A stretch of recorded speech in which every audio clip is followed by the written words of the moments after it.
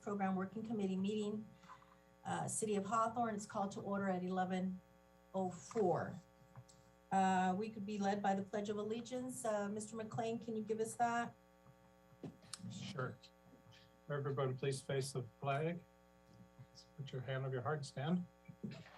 I pledge allegiance to the flag of the United States of America and to the republic for which it stands, one nation, under God, indivisible, with liberty and justice for all. Thank you. Madam Clerk, please call the roll. Chairperson Reyes English.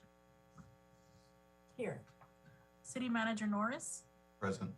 City Attorney Kim. here. Greg McLean. Here. Kenny Craig. Present. Thank you. Madam Clerk, please read the guidelines for oral communications. Pursuant to Government Code Section 54954.3, all remarks should be addressed to the committee as a body and not to any individual member. During oral communications, speakers shall have 3 minutes to state their business. The Brown Act prohibits the committee from providing a detailed response or acting upon any items not contained in the agenda. The committee as a body shall have the discretion at the close of oral communications to refer any remarks to the City Clerk Department for study, investigation, report, and/or recommendations. Thank you. Madam Clerk, do we have anyone wanting to speak under oral communications? Chairwoman Reyes English, the public has been directed via the meeting agenda to log into or dial into Zoom for the ability to comment.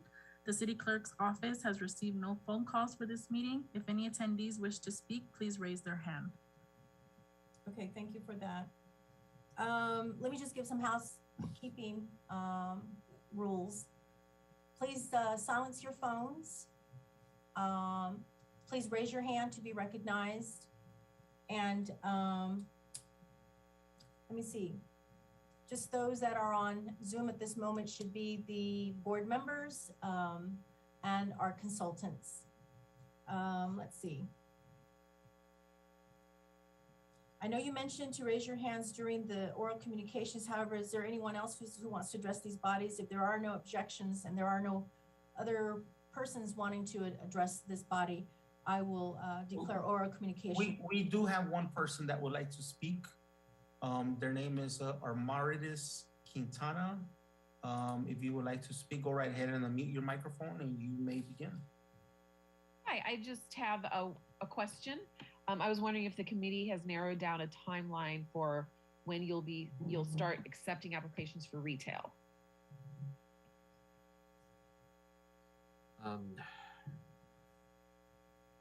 May I respond to that briefly through the chair? Yes. Okay, we can't give detailed information, but I'll just briefly tell you this, that we're at a very beginning stage. We don't even have the ordinance yet. So that's the licensing for retail or whatever licensing may be that the council eventually approved. It will be through another different committee that is not even formed yet. I hope that answers your question. Yes, thank you. No. Okay, thank you for that. Item number 2, is there any written communications? Madam Clerk, did we receive any written communications? Chairwoman Reyes English, we did not receive any written communications. Okay, thank you so much. Item number 3 is the meeting minutes review and approval. The minutes from Thursday, December 9th, 2021, Thursday, January 13th, 2022, Thursday, January 27th, 2022. If I could get a motion and a second for approval. Motion. Second. City Manager and City Attorney. Okay. Thank you. Madam Clerk, roll call please for the approval of the minutes. Committee Member Craig. Approved.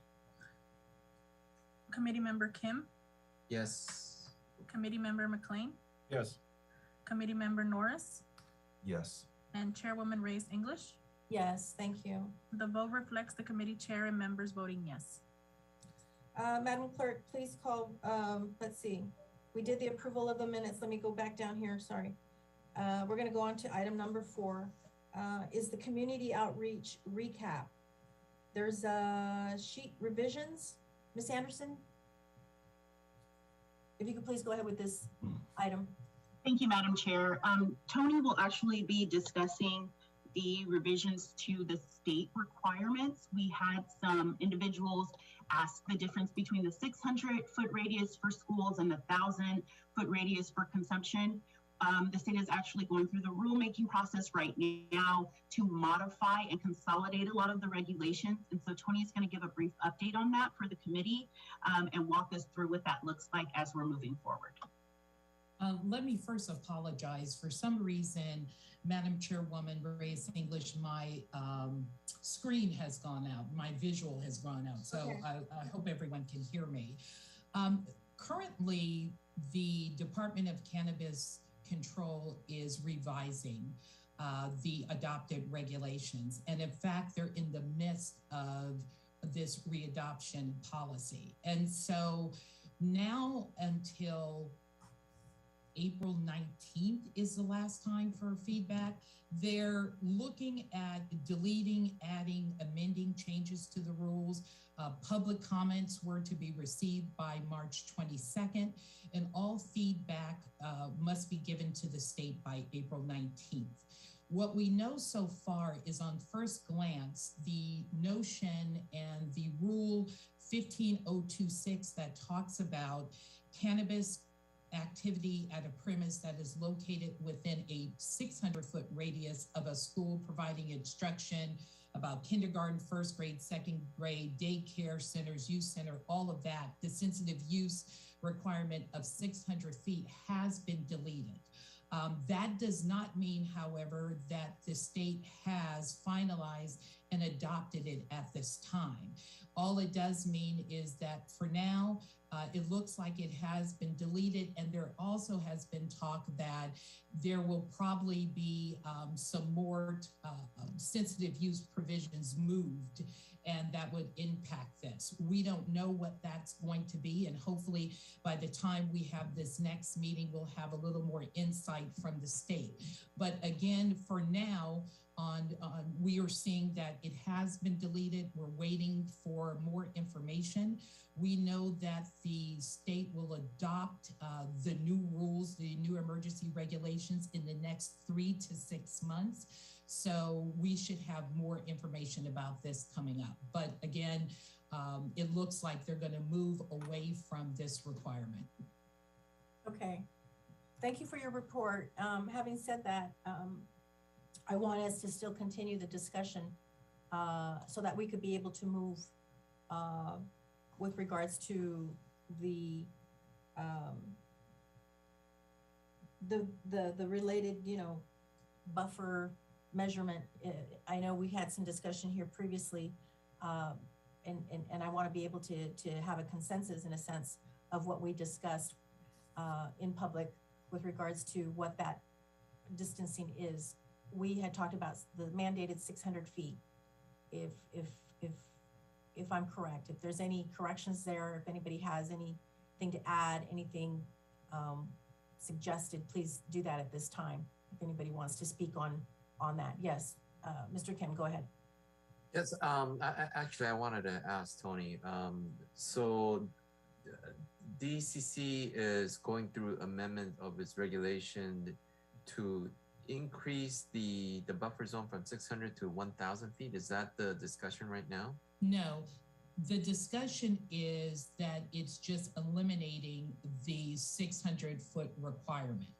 So that would be eliminated in and of itself. And what it will basically do was allow the municipalities to come up with what they consider their own for sensitive use requirements. Remember, we're talking about the state having a requirement, but the city can make the requirement more restrictive if they like. So this is eliminating altogether the 600-foot radius.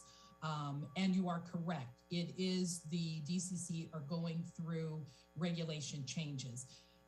This happens all the time. It happened in 2017 and 2018.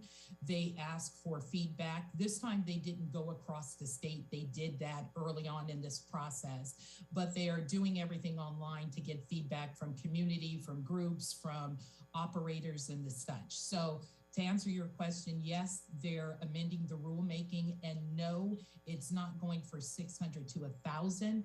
It's deleted now. We know there's going to be maybe some type of movement. We just don't know what it is until we get further information from the state, or we know when those rules have been finalized or adopted, and that won't happen until 3 months from now or 6 months from now. That's what the DCC is saying.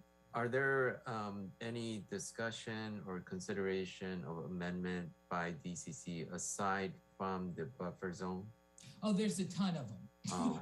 And what I can do is we'll send you the link to the redlined regulations. So yeah, there's a lot of them. There's a lot of them. Owners, what's considered a person of financial interest. So they're going through all the regulations now. And Tony, as an attorney following these regulations and amendments, is it? I don't know if grandfather clause kicks in. If city should come up with an ordinance before before there are further changes in the regulations, or is it your recommendation that we should wait until the amendments are finalized with DCC before we move ahead with a draft ordinance for the city? Ebony, do you want to give your input on that one? I certainly do. I knew that was coming. So I think what's happening is that the state is looking to allow local municipalities or more local land use control. And so they're playing with the regulations and moving them around and changing numbers to consolidate all the regulations from those 3 separate agencies that they once had. So we're seeing a lot of scrambling. So Tony and I did take a look at the initial, the review and their findings of why they're making these changes. And it's a robust document and fairly complicated. So I think when Tony is saying, hey, there are changes that are coming, there are a few key changes that might change how we do an ordinance or how we look at it. In our particular circumstances, which is the next thing on the agenda, which is the 600-foot buffer map, we may want to consider having a less restrictive buffer than 600 feet due to the size of the city. And I think Greg can talk a little bit more to that when we have the conversation about the 600-foot buffer map that was created, because that is going to be something that you're going to want to look at before we determine whether or not we want to wait for this full rulemaking or not. But generally, whatever's proposed in the rulemaking, most of it gets adopted, so we can use it as a guiding document. I wouldn't recommend stopping all ordinance development until the rulemaking is complete. Yeah, I agree. Greg, did you want to piggyback on that, or did you have some more to say? Sure. Let me post the current map showing the buffers at 600 feet. Okay. So we have on here the blue, the dark blue and the light blue are schools, and the orange and the buff are the daycare centers, and the green, of course, are parks. And all of these have 600-foot buffers that are shown. So the purple sites are the available sites that were given to us by EJMA. That may have changed a bit by now, but you can see how many of them are eliminated by the buffers already at 600 feet. And if you're familiar with the city, you'll know that, you know, the commercial zones are largely covered by these buffers already, except for down in the southwest corner of the city. But Wait, can you make it a little bit larger, please? If you can. Yeah, I can try. Let's see what we can do here. I don't think I'll be able to show the whole city at once doing this, but at least the core of the city. Yeah. It kind of jumps in increments. Right. Okay, so this is the middle of the city here. Let me move it over to the side a little bit. So not shown right now is the like the Ocean Gate and Costco area. That's still available. There's no buffers there. but there's also no properties available, so that's kind of irrelevant.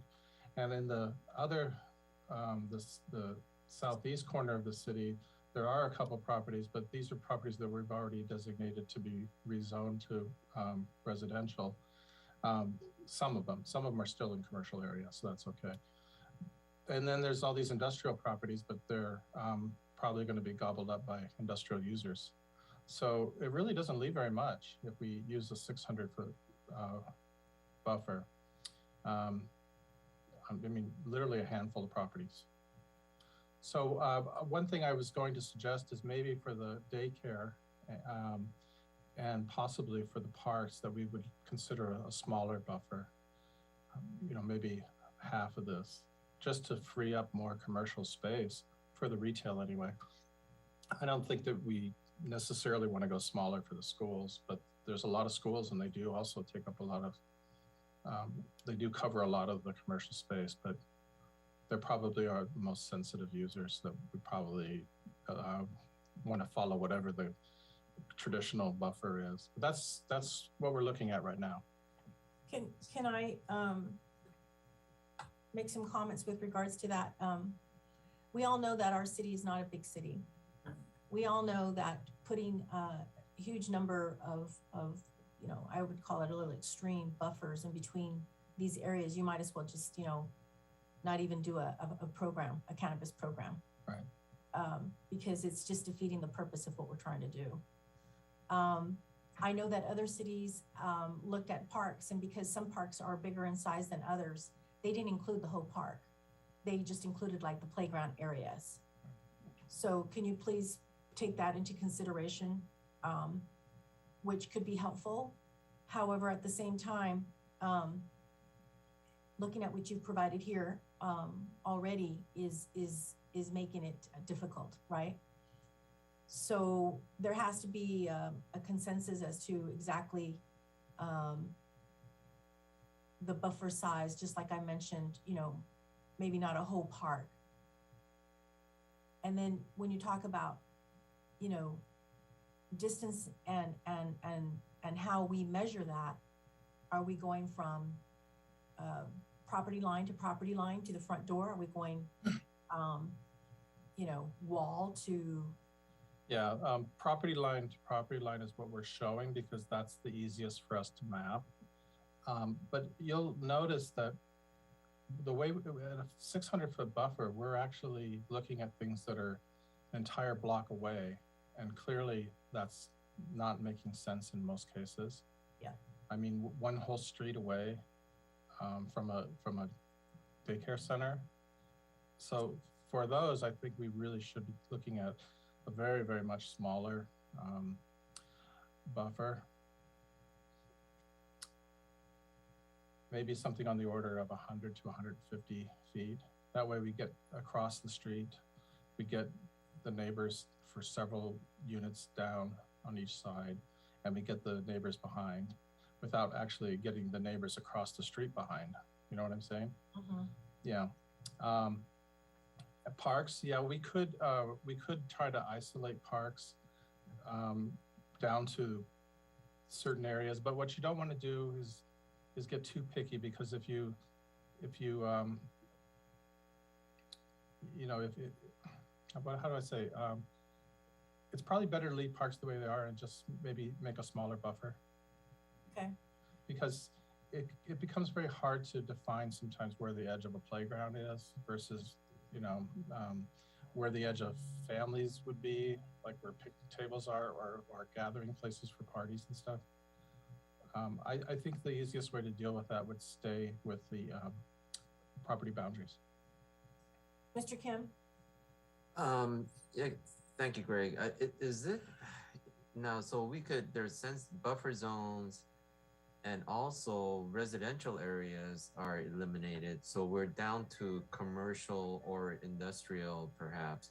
Is there any way, Greg, that you could mark it up? It would be more helpful. I'm sorry, hold on one second. Is there any way, Greg, that you could kind of mark the areas where it's commercial and industrial so that we know if we, so let's just presume for now, we don't know how DCC is going to move. So for Right. now, if we were to keep that 600 feet buffer zone, what would be the available zone areas, regardless of whether there's current properties available or not, because we don't know how that's going to change either. That's the next step, but as I mentioned before, we have one person working on this in our so-called spare time. So we're taking it incrementally, but that would be the next step. But can you generally, by looking at this, I mean, you know where the industrial and commercial is. Mm-hmm. Do you see where are the areas that, I mean, you know, it looks like southwest, there is a corner there, but that's mostly residential, I presume. But generally industrials are towards the east side of the city. Right. And commercial is kind of along main corridors. Along main corridors, and there's a cluster in the, I'm going to zoom this back out. I know you probably can't see my cursor, but in the south, okay, in the south west part of the city is a major commercial area. There's another one up in the northwest, or excuse me, northeast part of the city, past the airport, a little smaller. Those are the two major ones. There's smaller ones near Prairie and Rosecrans. That one's not as impacted as much as the others. And then along the corridors. So Prairie Avenue, which is here, is nearly eliminated as it is. There's just one block. Hawthorne Boulevard is nearly eliminated except for the 4 blocks north of Rosecrans as it is. And Inglewood Avenue is just basically 5 blocks north of Rosecrans and 1 little block here it's too tiny for me to read what street it is. El Segundo Boulevard has essentially half of a block near Hawthorne Boulevard, and then it doesn't become available again until near Crenshaw and then the industrial area. Imperial Highway is not affected very much, maybe 4 blocks each side of Hawthorne Boulevard. That's about it. I mean, this is a pretty well-covered map, eliminating most of our best opportunities, I think. Yeah. Miss Ebony? Yeah, I was just going to say that the park requirement is a local requirement, right? It's not a state requirement. So we have a lot of flexibility with what we want to do with parks, as well as the 600-foot buffer, regardless of what happens with the state. Because right now, the current regulations still do give it still gives local land use authority to the city. So it's 600 feet, or you can demonstrate that you comply with the city requirements. And so that's why the language gets a little jumbled between what's absolutely necessary and required and how you demonstrate compliance. And that's what Tony and I need to really dig deep into the regulation changes and the rulemaking initial thoughts and direction to find out. But ultimately, if we wanted to shrink the 600 feet, we do have the power to do that. I don't think that in a city this size, and I think this is why the state is eliminating some of these requirements, is when you have a larger city, it's a lot easier. As you can see from this map, it's almost impossible to get 600 feet and preserve the real estate. So there's 2 things here that I think that we need to really focus on, and that is, one, what are the absolute necessary sensitive uses, and then the buffers thereof. And then second, where in this city would you like to put retail? Because I think we have enough industrial areas to just allow cultivation, manufacturing, some of those other industrial uses to stay within industrial areas. They aren't, required to have all of the same requirements as retail. But since retail is public facing, I would start there and figure out where in the city are your best opportunities, and then reverse engineer the buffer and the sensitive use requirements that way. Okay, Mr. Kim? So the problem is, even if you were to remove all of the parks as sensitive use areas, because the parks are usually surrounded close to nearby schools, I only see the park at where Memorial Center is. I only see that park as potentially freeing up some areas, but otherwise, most of these parks are near schools. So I don't think it's going to free up that much, except for that one park, main park that we have in the city. We just need to keep in mind too that the Hawthorne Memorial Center does have a teen center in it. So yeah, so keep that in mind. And you know, again, discussing the sensitive uses, we went through this and we named what those sensitive areas were, and I believe it excluded churches. However, it did include schools, rehab centers, daycares.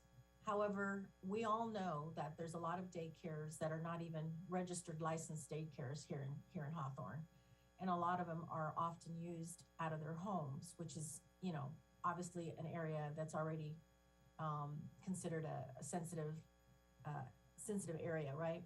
And it's kind of hard to identify those. And I'm not trying to add to additional footage that we need to look at. I'm just trying to bring to the attention of what we'd already named as sensitive areas. Yes, Ms. Ebony. Madam Chair, just for clarification, the daycare center and treatment facilities, again, are not required by state law. That's something that the city of Los Angeles has adopted, but many other cities do not have that, as well as the daycare centers were only limited to commercial and registered daycare centers, because you have to be able to map these, which means that we would have to pull them from some database. So there is a state database for commercial licensed daycare centers, and those would be the only ones allowed for us to pull data from, unless the city was just going to use business licenses as their database, which right. Obviously would, leave out quite a few if we did that. No, and that's why I mentioned that there's oftentimes some that do not have a business license to operate as a daycare. Yes, Mr. Kim. Yeah, so I see, Greg, I see a kind of very skinny, long park next to the 405 freeway towards the west side, southwest side.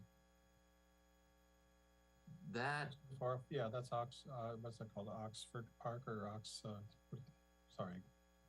That park, because of its shape, seem to take up a lot of space for buffer zone. If it's it doesn't matter though, because it's all residential in that area. Okay, never mind. Yeah. Okay, can we just come to an agreement at this point? If you could bring this back to us, who would it be, Mr. McLean? Yeah, I would bring it back. I think what we should decide is if we want to have smaller buffers around these different uses, and right. What that should be, and then I can have it remapped. I don't want to go too far away from the 600. Does that make sense? Even though there's still legislation and policy around cannabis every single month, it seems, being brought up for mandates and or strike out and all this other language. And from what I understand, there's over 20 bills in Sacramento that they're currently working on with regards to cannabis, because it's forever just changing. And yes, I had heard that they wanted more control, municipality control. However, I don't want to go too far off the initial 600. If we could minimize that sum, great. However, people just need to keep in mind that our city, our little city, is smaller than most other cities that are doing huge or bigger types of cannabis programs. So please keep that in mind. Those that are watching and those that are interested in knowing exactly, where we're at with our ordinance and et cetera, et cetera. As you could tell, we're trying to do our due diligence. Ms. Ebony. Yes, Madam Chair, if I may, I would like to just make this recommendation to the committee. If we keep the between 500 and 600 radius for schools and possibly parks, I recommend that we use that 150-foot buffer that Greg proposed for other sensitive uses such as treatment facilities, the daycare centers, and all of the ones that are not within state regulations, mentioned within state regulations, and are more something that we would want to see as a sensitive use locally. Okay. So Greg, can you just bring back to us the sensitive areas that we spoke on already, that we'd pretty much, I believe, from what I understand, we had a consensus. I want to make sure everybody has input. We had already made at our last meeting, you had brought to us the sensitive uses. You want me to share the map again? Yeah, if you have it, that's fine. So what I understand then is that we'll bring back a map, or actually it'll be a few maps. We'll do a map with 500 buffers around the schools and parks. And we'll keep the 600 buffers as well for comparison. And then I'll do a map with 150 around daycare to see how much that it changes everything. And I'll also see if we can get the residential, commercial, and industrial separated and shown on the same map. We'll take off the available sites for now, because I'm sure that by the time we ever get to any decision making, those will all change anyway. Right. So then we'll have a better understanding of what's available. I don't know if we'll have it ready for the next meeting because my map maker is going on vacation. So it might be 2 meetings or so out, but that's what I think I can do for you. Okay. I just want to make sure that in the minutes, in the discussion that we have here, that we're going to bring it back. We're going to take a look at the measurement of, you said 5 to 6, and then provide a new map that shows the measurements with the 500 and the 600 just for comparison purposes. Yeah. And we're still pretty much on point with regards to the sensitive areas, correct? Yeah, the daycare came from our municipal code with regard to alcohol, so that's why we have it in here. As Ebony mentioned, it is optional. Los Angeles uses it, but we've used it for alcohol, and we can eliminate it, but we use it for alcohol already, so it probably makes sense to keep it. But we want to be able to use the brick and mortar licensed business of daycare. Yeah, okay. That's what these are based on our business licenses. Okay, great. All the ones that are in residential zones are already in residential, and they wouldn't necessarily have a record with us.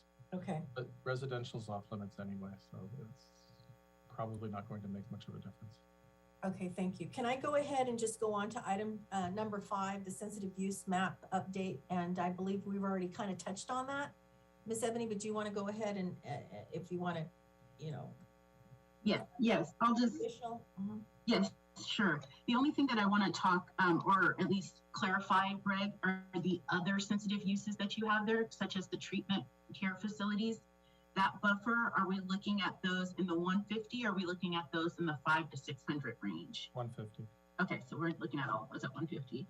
And then the other thing, the reasons why we pull the properties that are listed or as available is just to give us some sort of data to pull from when we're talking about the number of licenses. So that was one conversation that the council had, was how many licenses are we how many will we grant or issue? And so one way to do that is to look at the available real estate to get some type of ideas. Now, of course, people are going to pull things that are not listed, or they can convert their property, all of those things that could potentially happen. But what we have is empirical data before us today are those available properties, and that's what we were using to give us a guide of what we could possibly sustain in this particular moment.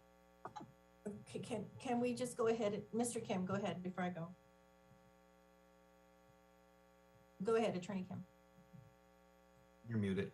I'm sorry.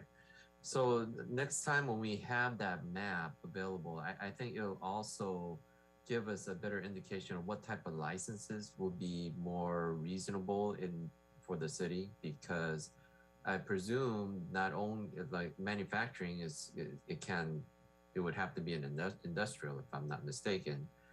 And so, and cultivation, I think that would also have to be an industrial. So that would kind of give us an indication of when we have that the follow-up map of what type of license can be possibly even be eliminated from, you know, there's nothing available, then there's no need to try to get a, you know, approved license for it, that type of use. So anyways, that was my point. And I just want to make sure that we list again today's meeting when we took it to the council and we had a discussion with the council. That was one of our first recommendations that came from the committee to the council, and the council added some additional license recommendation. So there was cultivation, manufacture, retail, there was testing, lounge, and delivery, correct? Yes. And distribution. And distribution, so 7. So again, I wanted to say those again, because there were some recommendations from the council. And so I'm putting it out there again. And we could bring that back also. However, that's not what we're discussing at this point, because we still have to assure the zoning for the potential of some of these licenses. And then again, there might be some that might be eliminated due to the zoning and availability. Thank you for that. Let's see here.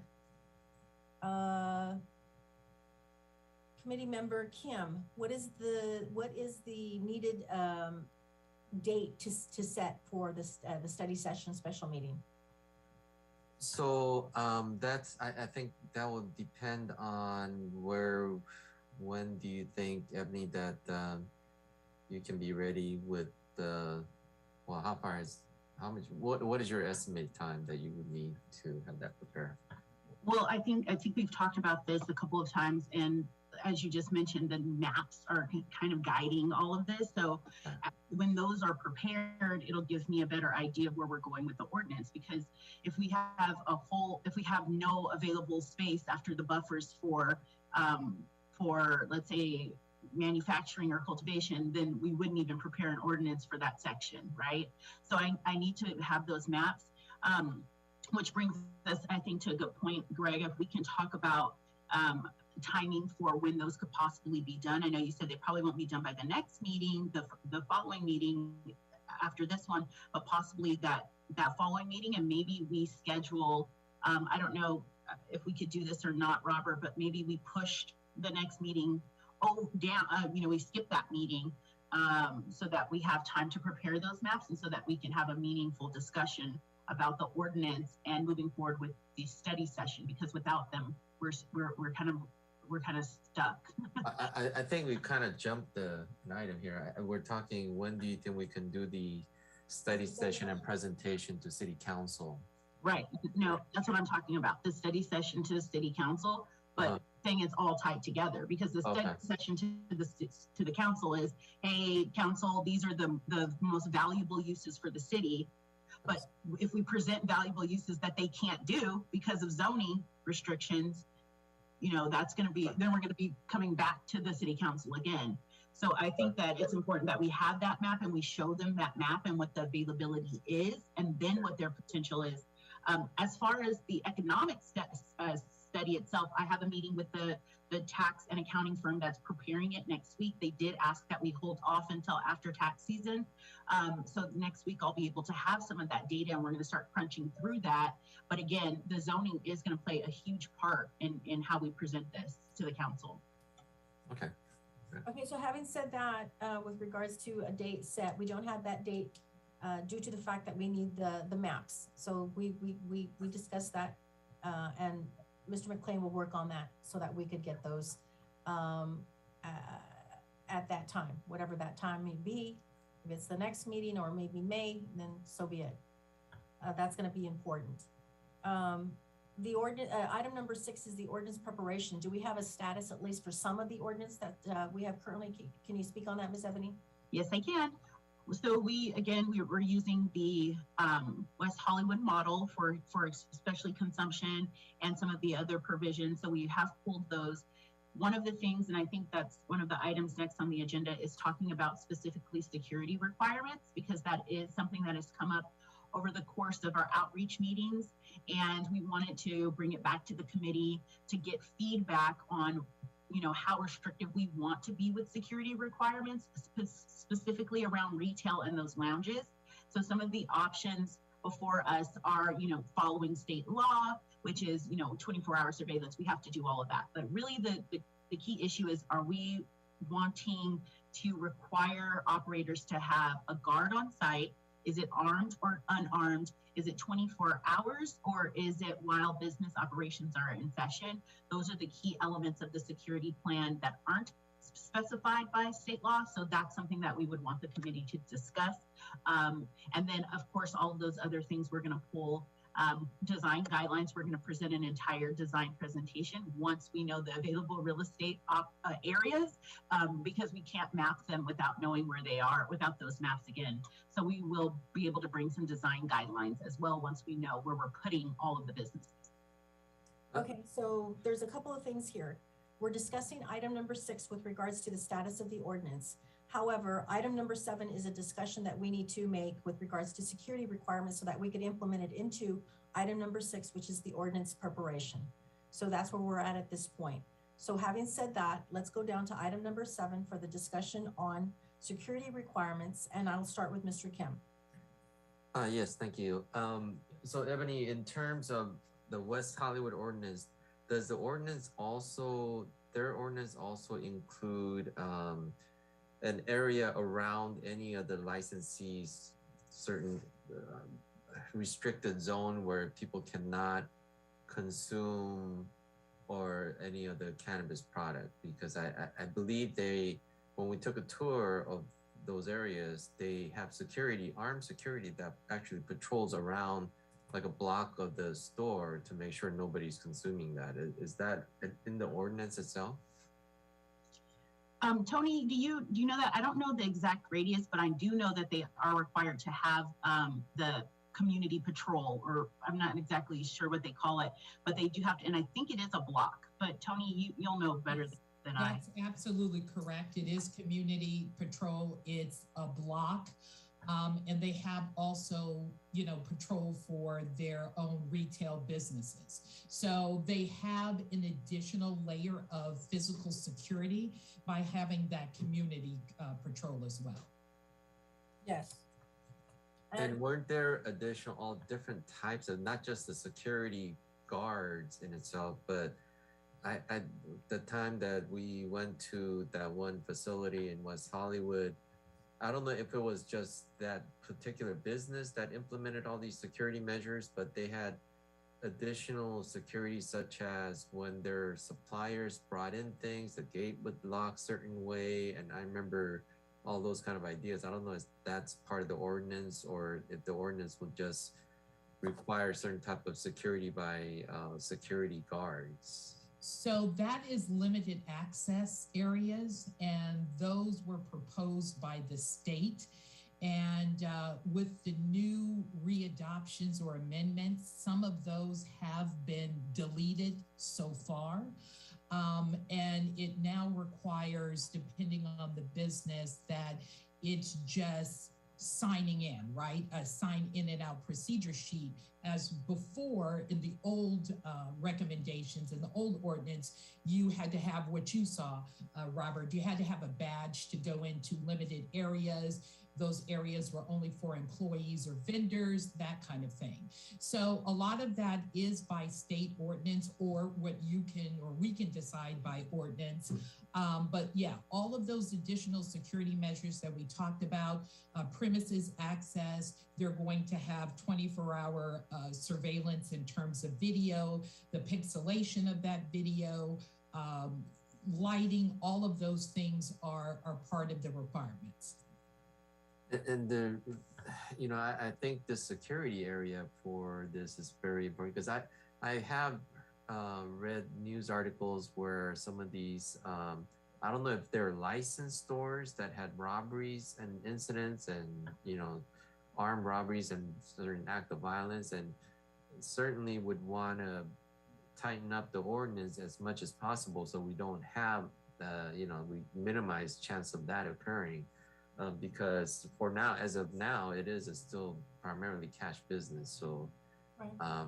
whatever measure we can come up with, I think it's, even if we have to go outside West Hollywood. But do you guys know whether most of those incidents of robberies occurred in unlicensed stores or was it in licensed stores?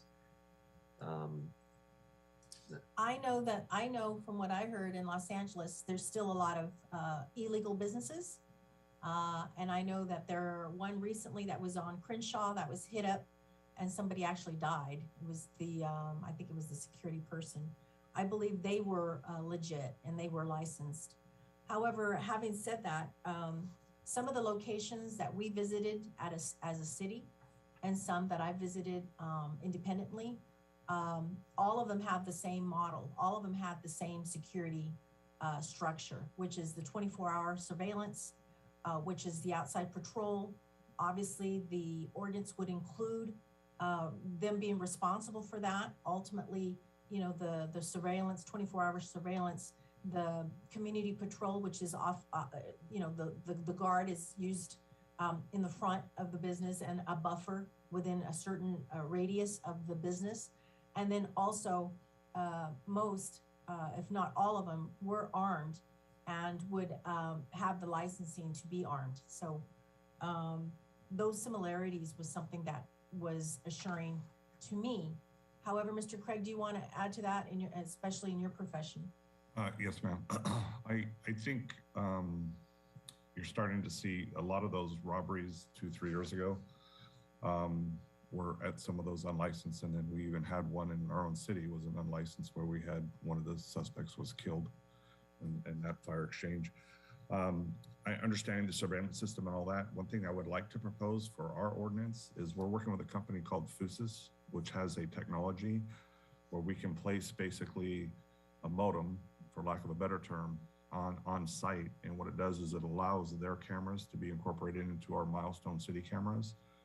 And we can then, and depending on the vendor with some of the ones we're working with now, some of the businesses, if they have a reason to not include a camera, we've kind of let them make that call, but maybe at least from the exterior cameras, that we could make that part of the ordinance so they have to have that device on-prem. And I think it's $500 or $600 for that device. And that would allow us to have access real time. And then if a crime does happen, then we also have the historical recorded video to use as well. Ms. Ebony, thank you. Yes, I think that that's actually an excellent idea. The state regulations do allow for municipalities to have access at any time to these businesses. So I think implementing some security measures like that would be an excellent idea. I did check, and the ordinance for West Hollywood, it's a 2-block radius. So it's a 2-block radius, and that's for consumption lounges. And retail businesses are also required to have a guard. Now, one thing that we need to be mindful of is the security cost. So the armed security, requiring armed security does come at a very high cost for businesses. So one thing I would recommend is when we're looking at our social equity applicants or our local applicants, that we consider a model that will either we create some type of fund that helps fund some of these security measures, or like Mr. Craig said, something that the city can monitor rather than having the guard 24 hours, maybe while they're open, but then while they're not open, we have the camera monitoring and reporting. Yeah, I could make that recommendation if say, for instance, we had 2 that was for equity purposes, right? And those be surveillance through the assistance of our PD. I'm still a little sensitive with regards to how involved our police would be in these businesses, just because the whole idea of the social equity and, more importantly, social justice, if you will. There's still a lot of folks that want to be able to work collectively with the police. However, at the same time, I want them to be responsible for assuring the security of their building, more importantly, they having to pay for that. You know, our police is Hawthorne's police. However, they're for all of Hawthorne and to assuring the safety of all residents, absolutely. However, considering the business that folks are getting into, they know exactly how much and what is needed to operate a business and to secure patrons and those that are in the area. So this is going to be, you know, obviously a mandate on all of these businesses to assure a good security program. So I want to make sure to use a model that's similar to the cities that we visited, like I mentioned, in Los Angeles and other areas, Long Beach, West Hollywood, and some of them, if not all of them, have similar security functions and models in place with all of the mentioned, you know, the 24-hour surveillance, the armed security, and that cost again is going to be their responsibility. However, I do get the, you know, the other potential for Hawthorne to assist with possibly, you know, two, if we identify those as social equity. But thank you, Sergeant Craig. Appreciate your information and suggestion. Anything more anyone else would like to add with regards to security requirements? And I think as we start, you know, bringing this ordinance together, a lot of that additional information will be included with regards to West Hollywood's model and what they're saying and what they've done to provide security requirements. Let me go on to item number 8, the meeting recap and conclusion. All members and consultants, if anyone would like to speak on the 4 town hall meetings that we made, please, anyone wants to make some comments, raise your hand. Yes, Ms. Ebony. Well, I think we had 4 very productive meetings. We got really good feedback from the community regarding what they wanted to see, their concerns, and overall, I felt like it was very educational. We got a lot of feedback from the community saying, even if they didn't agree with cannabis coming to the city, that they were very much informed by the presentation and learned a lot. So I think that that's a successful outreach session. And we got some very specific recommendations, so we're evaluating those as well. And once we have, you know, some of the zoning and other mapping exercises done, then we'll be able to see if we can implement those or create a proposal to the committee showing what some of those specific recommendations from the community were. Thank you. Mr. Norris. Good afternoon, everyone. Question, Greg, did we post the presentation on our cannabis website, our tab? What presentation is that? The presentation from the community engagement meetings. Do we have that posted on our website? I'm not sure. I don't have access to it. Okay. If we don't, I just want to get approval and consensus that we can post that on our tab for cannabis to keep the community updated. Yeah, we should. Yeah, I think, not to interrupt, I'm sorry. I think Mr. Eric Chavez, if you could make it a schedule to run on our news in the community, if you will. I think we do that, what, monthly? I think if we just have those simultaneously running in the community so that folks can view that, and then more importantly, include the website for any comments or any communications with the Cannabis Working Committee. We'll do all 4 videos are on the website, so they could click on it at any time if they want to see it with the full presentation in it. Okay, so great. We'll add the presentation also. Thank you so much. Mr. Kim? Yeah, and they're posted on YouTube, so we could just put the link on the city website and people can just watch it on YouTube. I mean, I've seen it on YouTube, so it's very easy to find. There you go. Yeah. Mr. McLean? We got quite a few requests for the maps, which we've been sending out as they're requested. And I was thinking we should be posting those on the website too, as they're made. So I'll take care of that. Can you also please make a disclaimer with regards to, because of changes that are coming down, that the maps can be changed? Yeah. And that's, you know, it's going to be based on the discretion of you know, Yeah. the council, the committee, and moreover, what's coming down from Sacramento. Yeah, we'll mark them as draft and working maps. Yep. Mr. Craig? All good, ma'am. Thank you. Okay, great. Mr. Kim? Yeah, I think we skipped one of the discussion item was establishing the committees for licensing and oversight committee.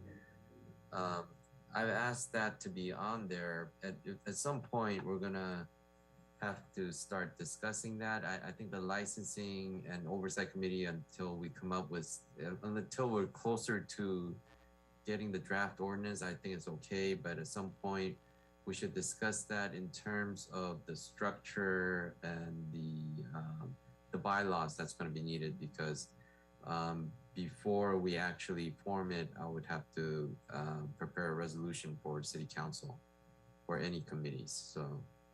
Okay, I apologize for that. On one of my paperwork, yes, it's on here for discussion after security, and then the other paperwork I have, it was just security. So thank you for catching that. At this time, do you want to go ahead and just move forward for the establishing licensing committee and oversight committee, just in mention, so that it can be put on the minutes, and the next council, or excuse me, the next meeting of the working group committee, we could just implement it?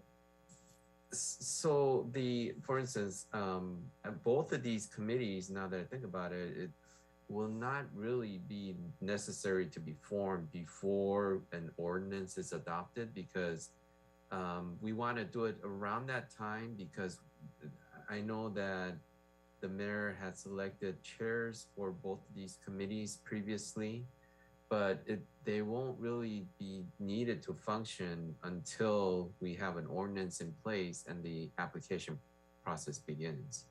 So there's no rush for it, but at some point we may want to start discussing that in one of the working committee meetings. So just wanted to keep that in mind.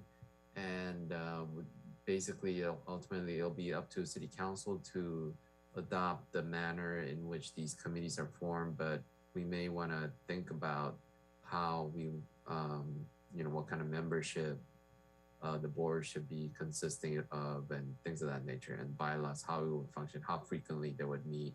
For instance, for licensing committee, that would be after we have the procedures set for accepting applications, and after the ordinance is already enacted, if it's enacted, and it's how the committee, how frequently they would have to meet to go through the applications. I mean, I guess a lot of it would depend on how much applications we're going to get. So things of that nature, we should really start thinking about it at some point, because we need to be proactive when it comes to these kind of committee creations and their bylaws. Okay, so please include that in the next agenda for our next meeting, so that we could act on those on the next committee meeting. Yeah? Yes. That's going to be added to the agenda. So I think when we're getting closer to the ordinance is when we, at the same time, we're gonna start formulating the bylaws and how we should set up these organizations, or these committees, I'm sorry. Okay, so what I'm saying is, why don't we just put it on the agenda for the next committee meeting, our meeting? Okay. So that we could do an outline. Okay, that's fine. Yeah. Mr. McLean? Yeah, I was going to suggest that maybe the oversight committee should be formed a lot sooner than the the adoption of the ordinance, because there's probably going to be a lot of necessary preparation that would want to be in place by the time that the licensing committee is actually formed. And that was just something to think about. So it's probably good that we're going to have it on the next meeting's discussion. Yeah, we could do both. Yeah. But I want to keep them separate. Like item 1 would be, the oversight committee, and then item 2 would be the licensing committee, and then we give direction as to what they're going to be charged to do with regards to how many times they'll be meeting, the scope of work, right? Yeah. All of that. I'm just thinking that they may want to start their work a little earlier than when the licensing committee's already started theirs. Right. Okay.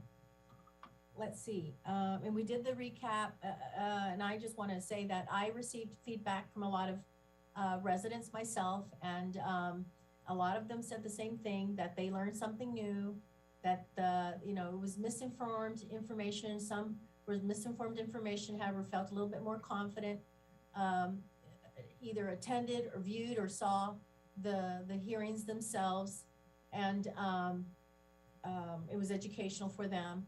And the others said that they thought that we did a good meeting. They would have loved to have seen more participation from the community. However, we did anticipate that by assuring that we had, open door policy availability for anyone to come at any of those times that were posted. And what I think we received more was the actual emails and continued emails to the committee on questions, right? I think that we did a good thing there with regards to forming that, so that there is communication between residents, stakeholders, and the members. And thank you, Mr. Kim, for responding to a lot of those emails that are coming through, and all of us being copied on those. Let's see. I'm going to go ahead and go on then to item number 9, which is reports and recommendations. Can we begin with report and recommendations, Mr. Norris? Yes, at this time I have nothing to report or Okay, recommend. Thank you. Thank you so much. Mr. McLean? I have a recommendation for the committee, that we have oral communications at the beginning of the meeting. And I was wondering if the committee would be interested in putting a second oral communications at the end of the meeting on the agenda. I noticed that we have often participants that have questions that are based on the current meeting. And it's just an idea that I wanted to propose for the future agendas. Okay, thank you. Mr. Kim? I have nothing at this time. Thank you. Okay, Mr. Craig? Nothing at this time, ma'am. Okay, thank you. Mrs. Ebony? No, Madam Chair, nothing for me to report. Okay, Ms. Tony? Nothing to report. Thank you. Okay. I don't necessarily have a whole lot to report. I think we did a good meeting today. I do understand that oftentimes folks come in late and want to be able to participate. However, having the email exchanges that we've been having and getting feedback to those that are inquiring, I think is suffice. More importantly, these meetings sometimes take away from other works that we're doing, and we're trying to do our due diligence. So I want to be aware, if you will, to the time that we're doing, we're using to move this program along. But thank you all for your recommendations. Thank you all for your time. I'm going to go ahead, and if there's nothing further, I'm going to adjourn this meeting at 12:05. Everyone have a great day. I'm going to Dodgers tonight. Thank you. Have fun. Bye-bye, everyone.